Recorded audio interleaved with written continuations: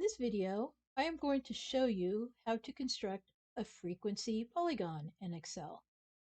So what we're going to do is from our frequency distribution, we are going to highlight the frequencies and go to Insert, and now in Charts, go to the icon with the dots and lines, hit the menu, and click here on Line with Markers.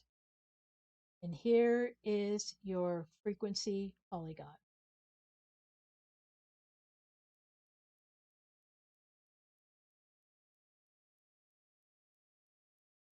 Let us add, here if I click on chart elements, let us add the axes titles. So here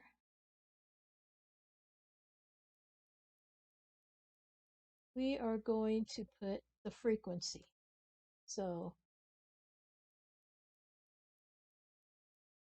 the vertical axis is the frequency, and on the horizontal axis, we're actually going to put the midpoints of the classes. So let's get the midpoints of the classes. The midpoints of the classes is the average of the left and right limits.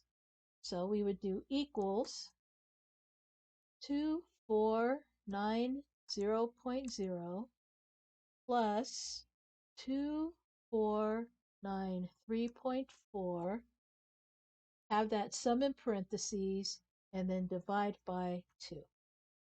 So here's the first midpoint, 2491.7. Let's find the second midpoint, equals, open parenthesis, 2493.5 plus 2496.9, close parenthesis, divided by 2.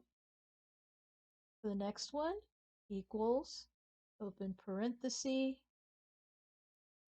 2497.0 plus 2500.4, close parenthesis, divided by 2, equals, open parenthesis, 2500.5 plus 2503.9, close parenthesis, divided by 2,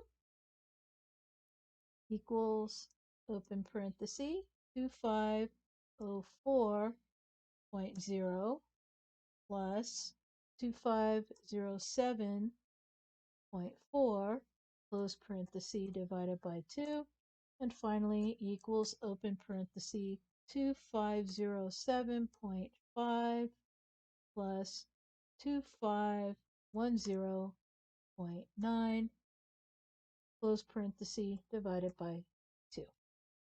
And I just want to do a quick double check here that I've computed or typed these in correctly.